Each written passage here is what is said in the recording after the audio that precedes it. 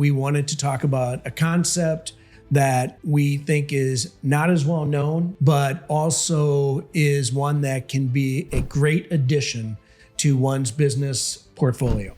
And that is, I think it's a phenomenal way to increase your wealth and increase less work for more money. Don't everybody love that, right? And it's very little maintenance, if you will. It depends on how well you want to be involved in that process. And for us, it's a little bit different because we love helping our fellow entrepreneurs.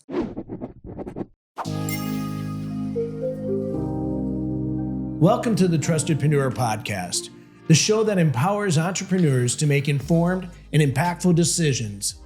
I'm David Ritchie, your expert in growing and scaling your businesses to 8 figures and beyond. And I am Madeline Ritchie, your master leadership coach.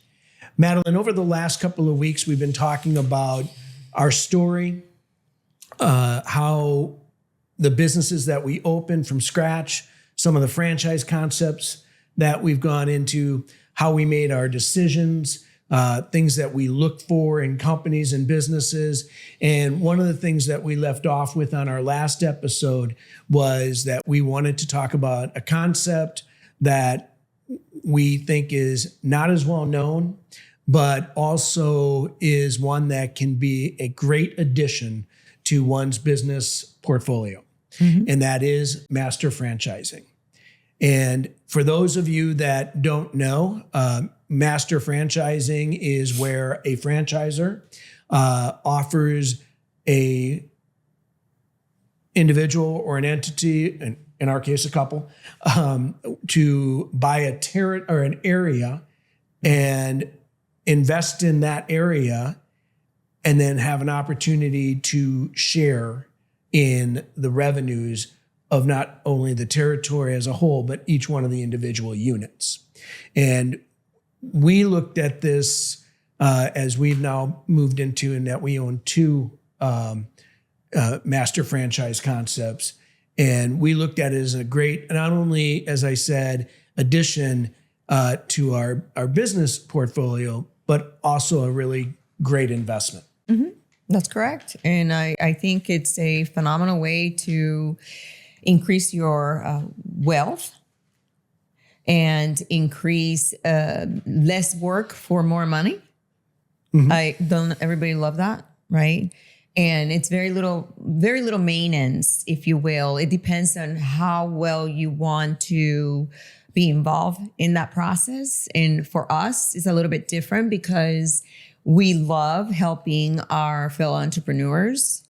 And, you know, you and I have talked about the euphoric moment in which once they get into the franchise and the euphoric moment, it goes away, they don't know where to go with that. And so I think for us, we enjoy helping them move beyond and continue to, thrive, if you will. And so incredible way to have a network as well of people that are in the same industry and in the same business.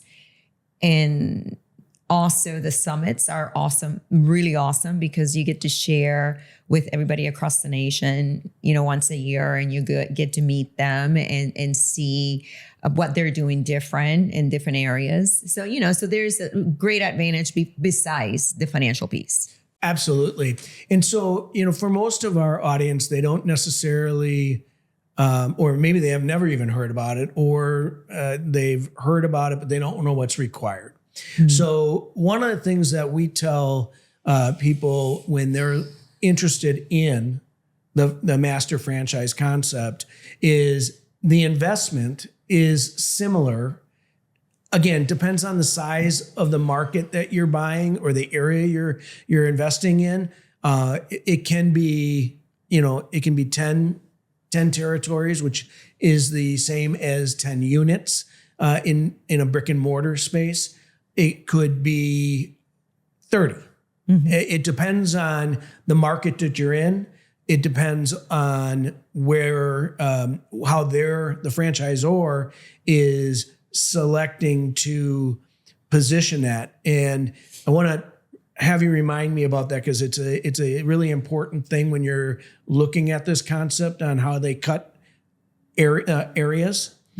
But the other thing, so your investment is basically what we always looked at is similar to if you're opening up an actual unit of the franchise. But what really is the responsibilities after you make your investment, that's where each franchisor has a slightly different model. So you had mentioned, investing and helping grow. So, most of the franchisors will ask you to invest at least for the first couple of years, marketing dollars to grow brand, but also to grow the number of franchisees buying and territories sold.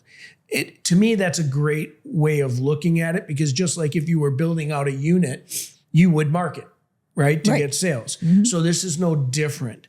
The beauty, though, is depending on what individual franchisors are looking for. Some want you to be really involved in the vetting process of new franchisees from a standpoint of having a call with them, making sure they fit, they have an access to somebody that can talk to them about some specifics that maybe outside of the realm or for reasons that are more in legal in nature that the franchisor might not want to actually state, because they can't give you a pro forma because they give you a pro forma. However, you can work with your prospective franchisee to better understand how the numbers flow and work.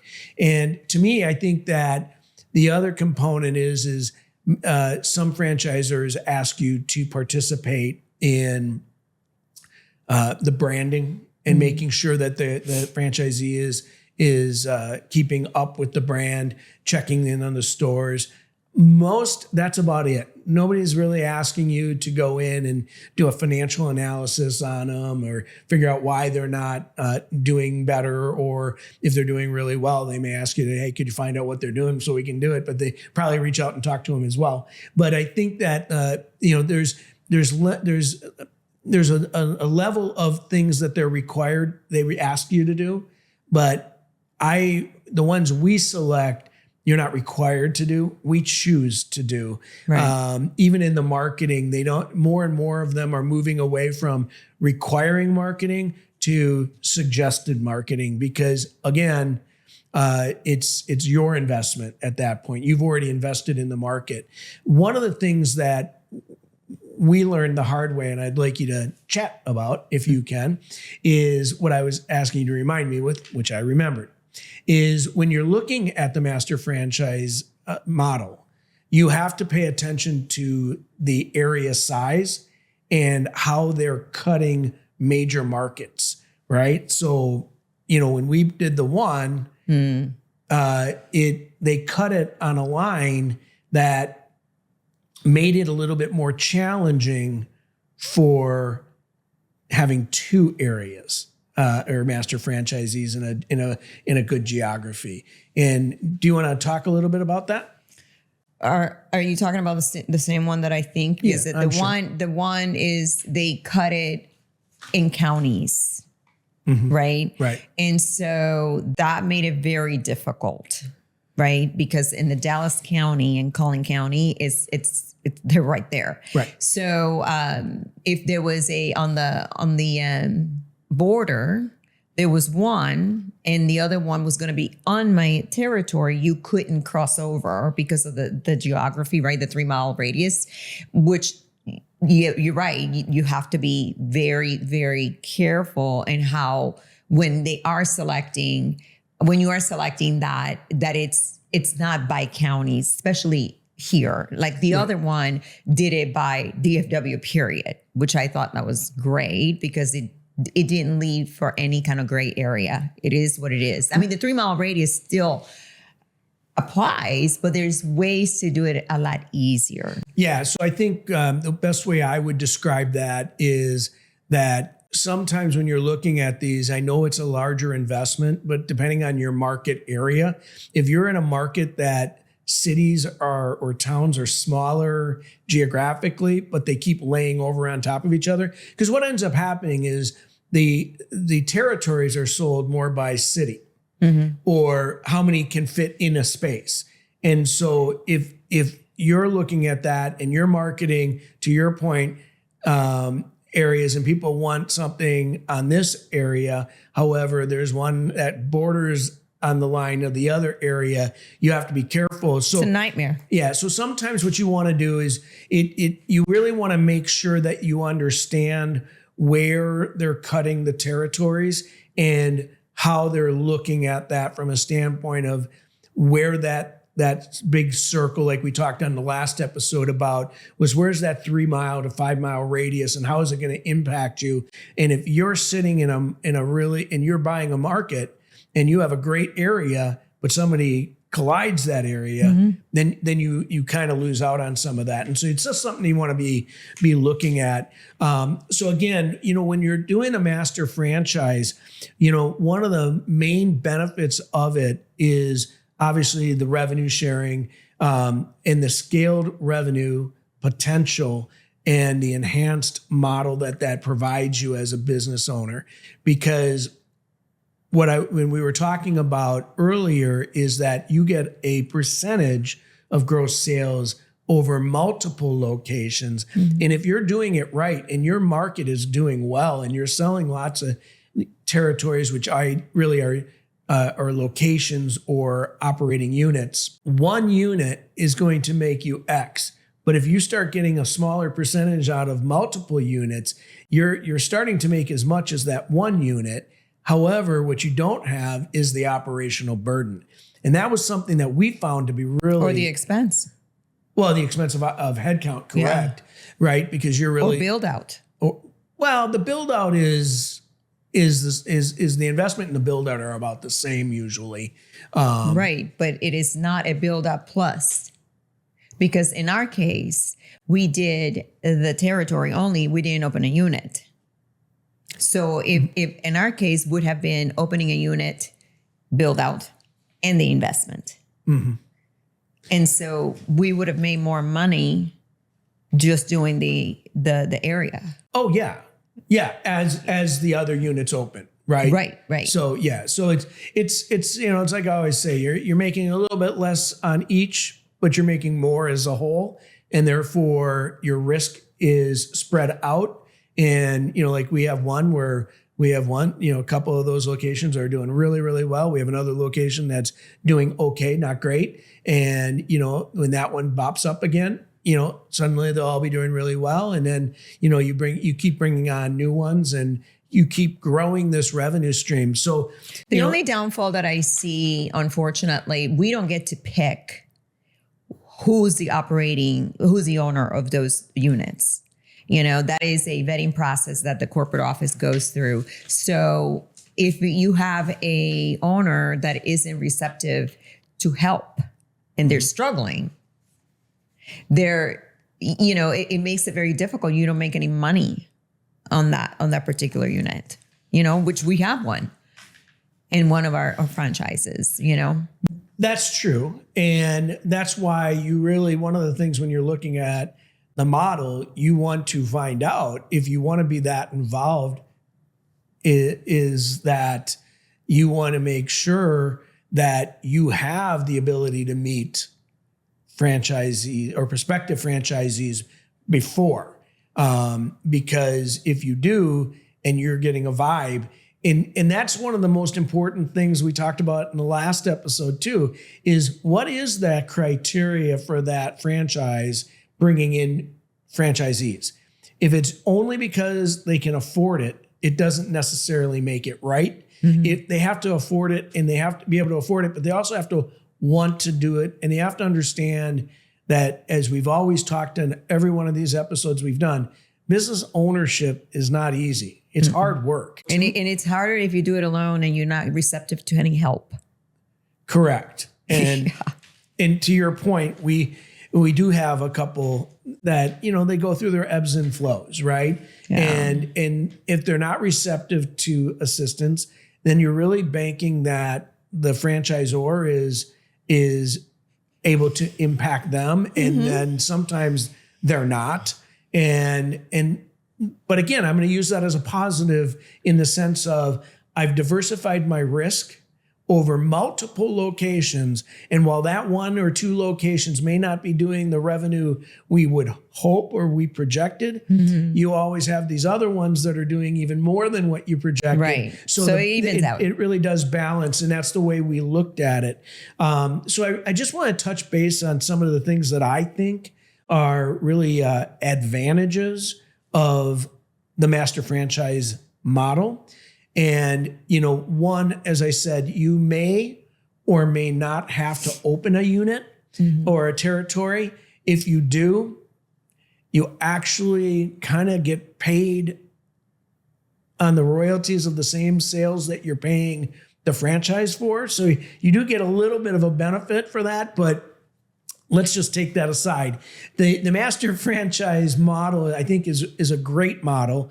One, because as we said, the enhanced revenue streams, right? You're getting revenue from multiple locations, and you have a one and done investment, other than maybe marketing to bring in more franchisees, right? And sell more territories. But once your territory is built out, you really have no more investment requirement.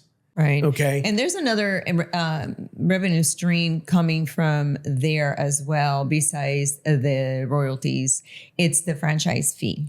Exactly. That's part of the enhanced revenue streams, right? Is you get 50% on the first one, usually, of the franchise fee if it's an organic developed lead, meaning it didn't come from a franchise broker or a consultant. Yeah, it came directly to your website. Right. And so that's or directly to a network opportunity that you were talking about it, and people went directly to you and you made the introduction to the home office. Right. Or it went directly to the home office and it went around everybody. Yeah. Which is how we bought, a couple franchises as well, which is kind of good. Again, the other is that as a part of a business portfolio, I think the whole idea of reducing your operational burden is kind of an important one, because as you're growing different businesses, you want to have revenue streams that aren't as dependent on your hired resources. Now you're working with, you're getting the benefit of somebody else hiring, and you're getting a percentage of that, right? So you're not having to grow it. You're not having to manage the resources. I think that's really critical. I think the master franchisee model, it's a scalable model from a standpoint of, if you are doing well with one and you can afford and to get into another master franchise system, or, it's just another one where now you're doing the investment. But again, you're getting all the benefits. You're getting the enhanced revenue model, right? You don't have these operational burdens that you have. For example, we just got a call the other day from one of our franchisees, and he's already frustrated with, washing towels, right? And so that reminds me. So, there's things that you don't have to deal with on an everyday basis, which I think is really good as well. I think it's really a well-established business model, even though most people don't. There's a lot of people that don't know about it, right? But it's an established model in the business, in the franchise space, and it's proven to be successful if you're working with a good franchisor, you market and you invest in your area, and you have a great vetting process with your franchisor on the franchisees. Right. Yeah. All above applies, regardless of whether it's a master franchise or it's a franchise. You must do your due diligence. It must fit your lifestyle, your expectations, because it doesn't matter at that point if it doesn't meet Absolutely. what you're looking to accomplish. Absolutely. And we talked about culture in the last episode. I say that culture is as important, if not even more, in selecting a company you want to do a master franchisee with, because you are dependent on a lot of different pieces of the franchisor to help you be successful, because you're not the one working every aspect of that business any longer. The other thing I think is a great benefit is an advantage to it is your building of a network. You kind of mentioned that earlier. I look at that advantage from a couple of standpoints. One is you're building a network of franchisees and like-minded people, which is always good to be around. But two, if you start looking at alternative master franchise systems and relationships, and you want to invest in another one, you already have a group of franchisees that understand the franchise model and are probably interested in looking at growing and expanding their portfolio in businesses as well. And so, again, this goes down to that model. Should I open 10 or 15 of the same one, or should I diversify, and keep things geographically a little closer? So the way I look at that network is, I'm building a network of people that are like-minded because they're they want to be in business for themselves, but not by themselves. And then also they're probably looking to grow their businesses. So on two levels, that's a great network. And then I think the last one is probably one that we don't hear as an advantage a lot, because most people don't actually understand the master franchisee model. But from an investment standpoint, it's the valuation of a really successful area or master franchise, and how it can grow your value over the investment. And if you were to choose to look to sell it, you could actually, just like any other asset, and market it for a multiple above, your gross sales that you're getting compensated on. So to me, I think those are some of the best ones. And I think that when people are looking at it from a standpoint of adding it to their business portfolio, I think it's just a really good thing to investigate. It's not for everybody. It is a big upfront investment when you don't have guaranteed returns right away, because they're not usually selling master franchisees where you have a bunch of locations already existing. Yeah, typically that is an opportunity for emerging brands. Yeah, That is probably, and you have to believe in the brand, and that's what, when the due diligence comes into play, that's why it's so important to vet the culture and the leadership of that particular franchise. totally agree.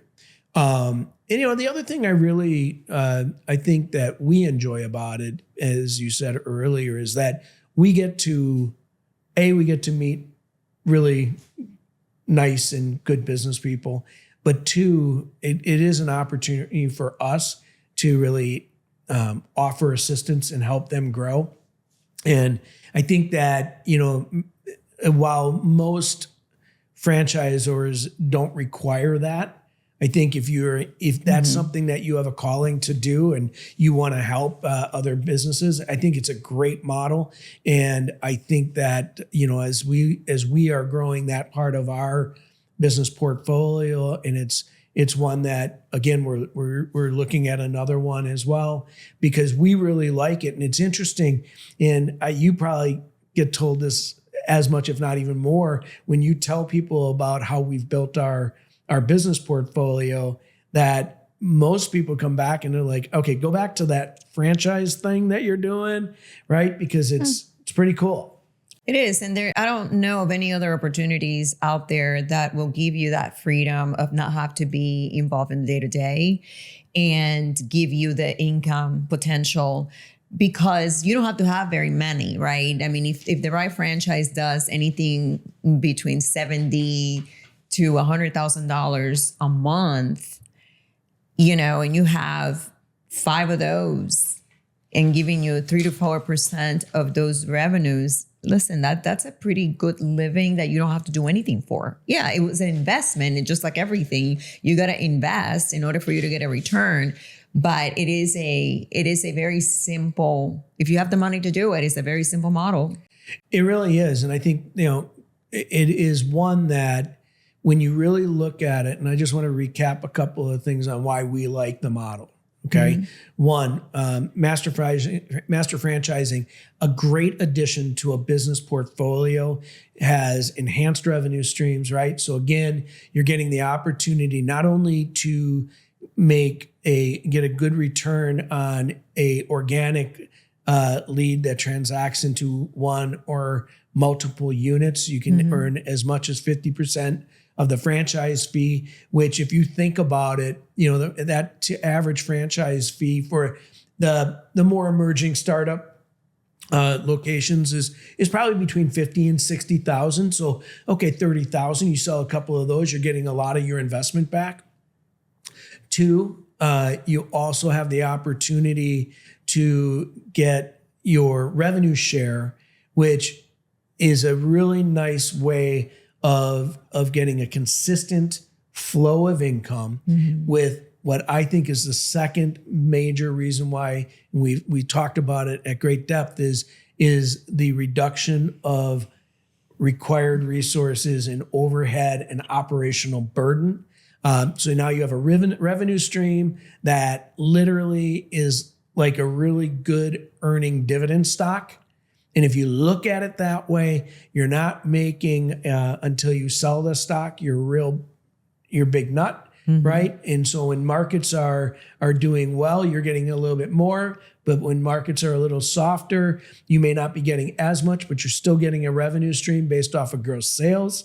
And I think lastly, it is a successful master franchise territory done well is just like we were talking about from a dividend stock perspective, is a growth stock perspective where you can actually price out a multiple on your revenue based off of your gross sales revenue, but also the length of time you have left in your contract, which are usually about 10 years, but that is easily renewable for a very small fee to renew for another 5 to 10 years, depending on the franchise system. So to me, it checks all those little boxes that we have from a business perspective. One, it like I said, it's got multiple revenue streams right off the bat. Two, you can help those revenue streams grow. And three, if you do it really, really well, you can make a really nice multiple on your asset. So anything you want to add? Nope. I'm good. I think you did a great job explaining it. Well, thank you, Madeline. And thank you guys for listening today. And we hope you enjoyed the content. If you did, please like it and subscribe. If you know someone else that would like the content that we provide on a weekly basis, please refer them. That means the world to us. And then lastly, if you have any questions that you would like us to explore for you and answer on the show, please email us at questions@trustedpreneurs.com. Until next time. See you soon.